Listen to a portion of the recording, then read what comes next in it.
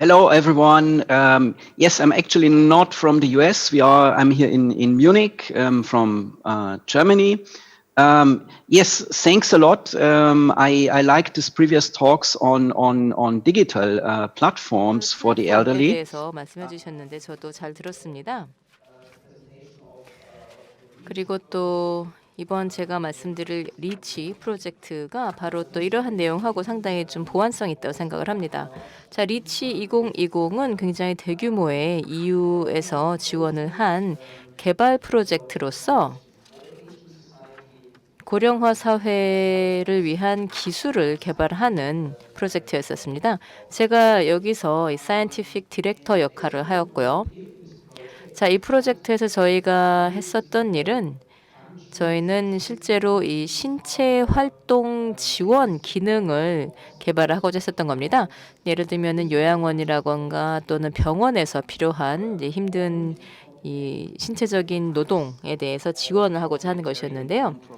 그래서 이제 다양한 저희의 자체적인 또 외부의 디지털 플랫폼과 연결을 하여서 이제 이러한 기술을 개발을 해보고자 했었던 것인데 제가 이것을 연구에서 시장까지라고 이 소제목을 달았는데요. 그 이유가 저희 프로젝트에서 개발했었던 많은 기술들이 또 프로젝트 중간에도 이미 저희가 또 시장에 출시를 하는 사례도 있었기 때문입니다.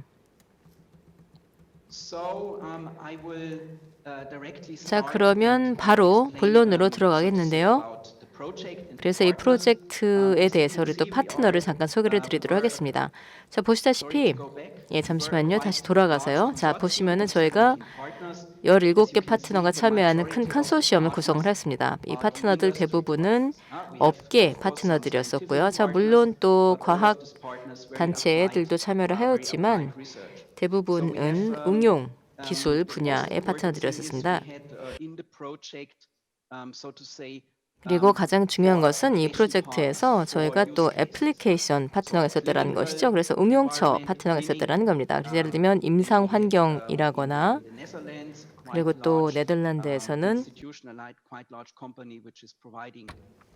한 대기업이 홈케어 그리고 또 커뮤니티 센터를 운영하는 그러한 대기업도 참여를 하였고요.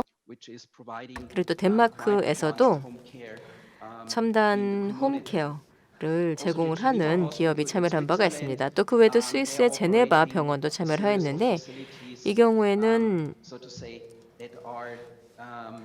여러 개의 시설을 보유를 하고 있는데 그래서 임상 케어라거나 또는 케어홈 그래서 고령자를 위한 케어홈 시설 등을 많이 보유하고 있는 병원입니다.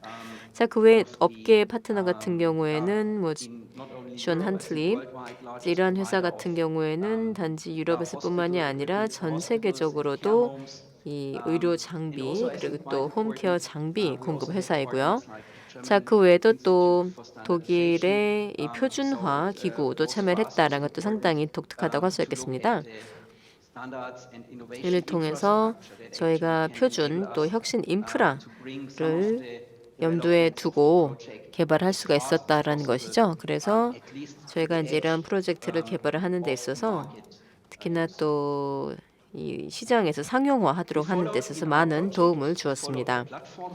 자, 저희 프로젝트에서는 플랫폼 접근법을 활용하였는데요. 저희 파트너가 17개 곳이다 보니까 다양한 기술과 또 다양한 접근법이 한 자리에 모인 겁니다. 자, 여기서 보시면은 이 기술, 또 이 기술 주변에 제가 다양한 기술을 그러니까 여기는 이 동그란 이 서클 주변에 제가 다양한 기술을 정리를 해 놓았는데요. 자, 그래서 다양한 기술 또 인터페이스 예를 들면 뭐 스마트 가구라거나 또 뭐 활성화 장치 등등 여러 가지가 있었습니다. 자, 그래서 저희가 이 프로젝트에서 또 각기 다른 유스 케이스에 대해서 시범 운영도 했었습니다. 예를 들면 병원이라거나 또는 요양원 등등에서 시범으로 또 한번 운영을 해보았었는데요. 그래서 각기 다른 플랫폼에서 이러한 솔루션을 운영할 수 있다는 것을 보여드린 겁니다. 왜냐하면 플랫폼도 다양하니까요. 오픈소스 플랫폼도 있고. 자, 그래서 이제 거의 대부분 엣지에서 이제 이를 활용할 수가 있었다라는 건데요. 그래서 저희가 이러한 접근법의 실행을 각기 다른 플랫폼에서 시범으로 보여드렸습니다. 그래서 이를 통해서 우리가 이 상호 호환성을 담보할 수 있다라는 것도 검증을 할 수 있었습니다. 자, 그러면 이제 저희 제품 중 3가지를 한번 보여드리고자 합니다. 저희 프로젝트 파트너들이 이미 고객들과 함께 실제 시장에서 테스트를 해보고 있는 제품들인데요. 그래서 저희가 프로젝트에서 개발한 제품 중에 하나가 바로 이 모듈러 보조 기구인데요. 그래서 워커, 그리고 이것이 또 침대와 연결이 된 것입니다. 그래서 이를 통해서 여기에서는 기계학습 기법을 활용하는데요. 그래서 사용자의 행동 패턴을 인식을 하고, 그리고 또 이것이 모듈러 방식이다 보니까 각기 다른 맥락이나 또는 환경의 일을 활용할 수가 있습니다. 예를 들면 임상 환경이나 또는 요양원 등과 같은 그러한 각기 다른 환경에서 활용할 수 있다라는 것이죠. 자, 그리고 또 하나의 이 프로젝트에서 나왔었던 스핀오프 요소가 바로 Healthy Behavior Change 앱입니다. 그래서 이제 이 앱의 경우에는 사용자의 행동에 대해서 센서로 탐지를 하고 또 기록을 하고요. 그리고 또 이에 대해서 피드백을 주는 겁니다. 그래서 이를 통해서 보다 건강한 방식으로 일상적인 행동이나 라이프 스타일을 바꾸도록 지원을 해주는 것이죠.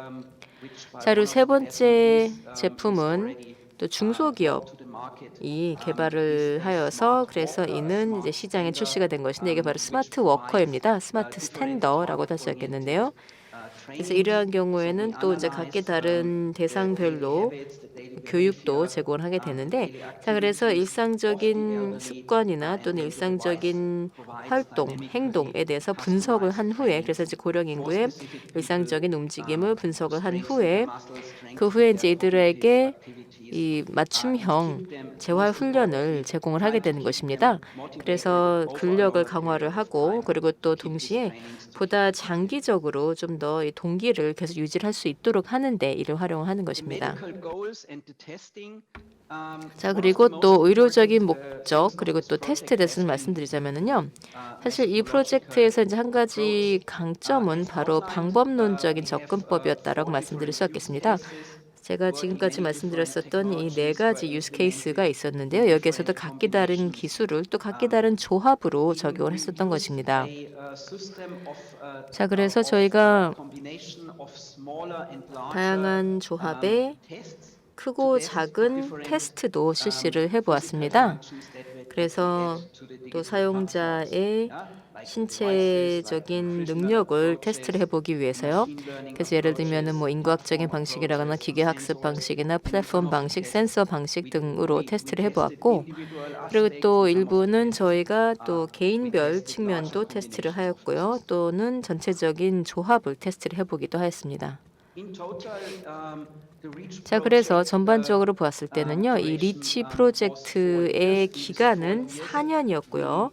이 4년이라는 기간 동안에 거의 30차례의 시범 운영이 있었습니다. 그리고 이제 이러한 이 트라이얼 중에서 25% 정도가 임상 연구였었고요. 그래서 보시면은 이러한 연구의 경우에는 참여자가 적은 수도 있었고 또 많은 경우에는 100명, 200명 정도에 달하는 경우도 있었습니다.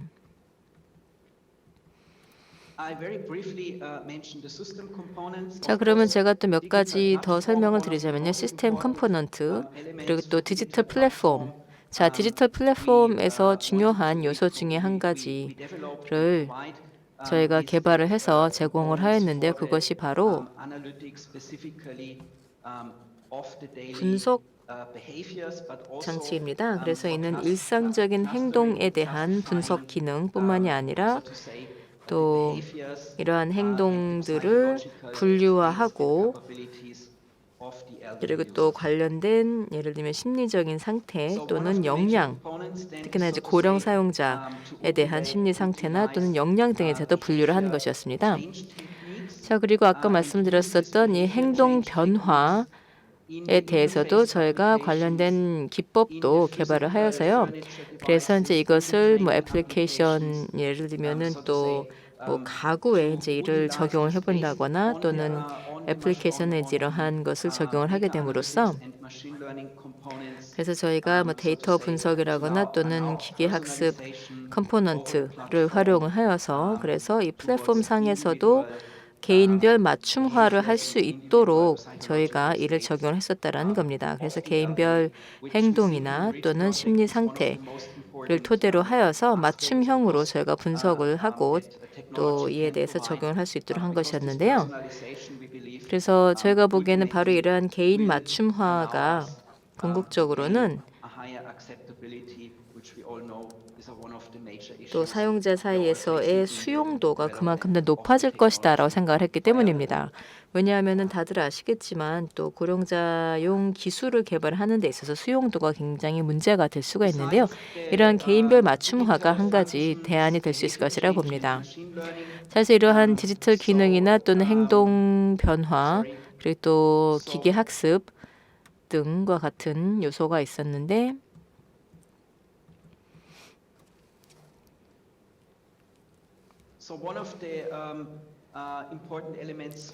자, 그런데 한 가지 중요한 기술적인 측면이 이제 이 리치 프로젝트에서의 중요한 기술적인 측면은요. 아까 잠깐 말씀드렸었던 가구에 대해서 저희가 고려를 했다라는 겁니다. 그래서 예를 들면 뭐 집이나 또는 요양원이나 병원에서 예를 들면 뭐 침대나 워커나 또는 화장실에서 사용하는 가구인데요. 사실 저희가 이 가구에 센서를 부착을 하였어요. 그래서 건물에 센서를 부착하는 것이 아니라 가구에 센서를 부착을 한 겁니다. 그렇게 함으로써 이에 대한 활용을 더 수월하고 더 동태적으로 하고 또 그렇게 함으로써 이 물리적인 환경을 변경시킬 필요 없이 가구에 이러한 센서를 부착을 하게 됨으로써 다양한 환경에서도 자유롭게 활용할 수 있도록 한 것입니다.